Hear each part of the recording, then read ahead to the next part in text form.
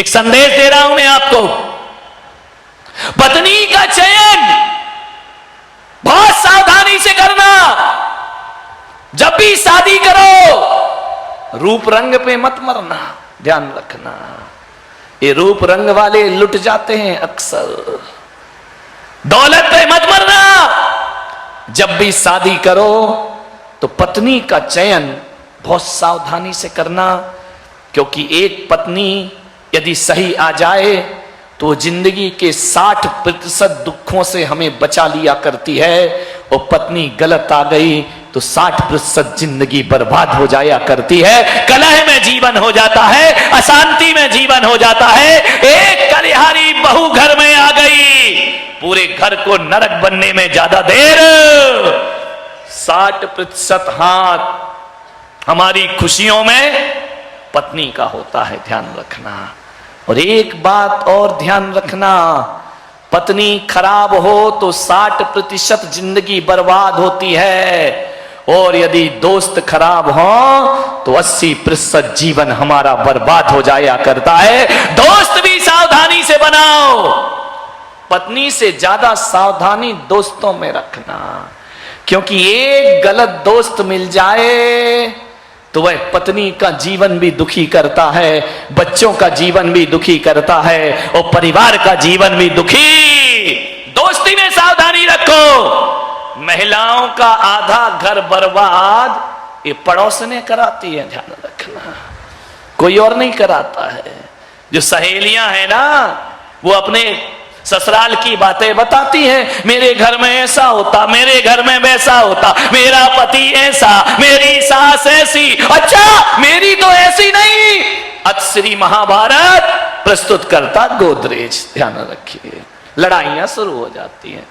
ज्यादा मत लगो पड़ोसियों की बातों में, पड़ोसी तुम्हारा घर उजाड़ने को तैयार बैठा हुआ है। ध्यान, दोस्ती संभाल के करना।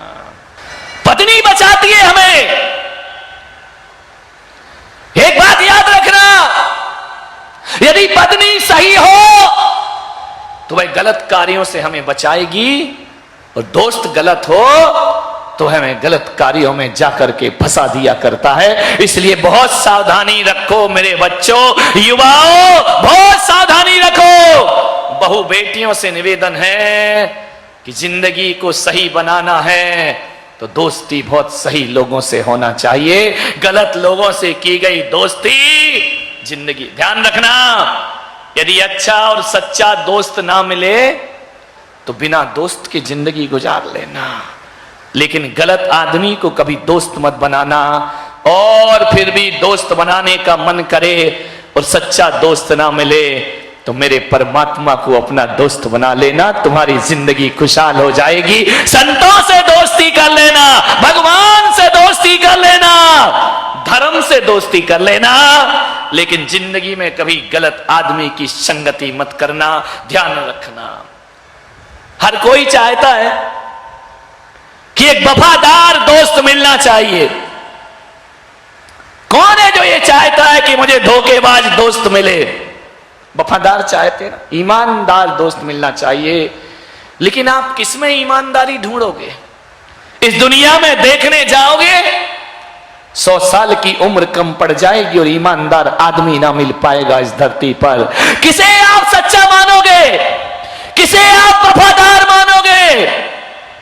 मैं आपसे निवेदन करता हूं, कल तक जो अच्छा था आज बदल जाता है, उसका नेचर स्वभाव बदल जाता है, उसकी भाषा बदल जाती है। कल तक जो ऐसा लगता है कि बिल्कुल अपना हमदर्द है और थोड़ी सी ठेस पहुंच जाए ईगो पर तो वही हमदर्द हमारा दुश्मन बन करके खड़ा हो जाया करता। किस पर विश्वास करें हम? ध्यान रखें, किस पर करेंगे आप विश्वास? बेटा पड़ोसी बन जाता है कब, मां बाप को पता ही नहीं चलता है।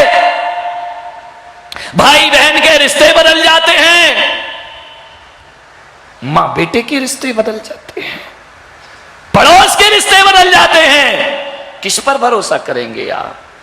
किसे समझेंगे अपना ईमानदार दोस्त? किसे समझेंगे अपना वफादार दोस्त? मैं पुलक सागर कहता हूं कि 100 साल की जिंदगी कम पड़ जाएगी पर ईमानदार दोस्त ना तलाश पाओगे इस धरती पर। इसलिए आओ आज एक ऐसा काम करें कि ईमानदार दोस्त को ढूंढने में समय बर्बाद करने से अच्छा अपन किसी के ईमानदार दोस्त बन जाए, जिंदगी अपने आप सही पटरी पर आ जाएगी। दूसरों में ईमानदारी मत खोजो, खुद ईमानदार बनने का प्रयास करो, खुद वफादार दोस्त बनने का प्रयास करिए। यदि हम ईमानदार हो गए तो सारी दुनिया अपने आप ईमानदार हो जाए। दूसरों में ढूंढते हो सच्चाई। अभी मैंने पूछा ना कैसा दोस्त चाहिए, बोले सच्चा दोस्त चाहिए। सच्चा दोस्त मत ढूंढो, सच्चा दोस्त बनने की साधना प्रारंभ कर दीजिए, सच्चा दोस्त बनना प्रारंभ कर दीजिए। यदि आप सच्चे हैं तो दोस्त भी सच्चा मिलेगा, ध्यान रखिए। खुद बनो, दूसरों में ईमानदारी ढूंढने से पहले यह देखना कि हमारे भीतर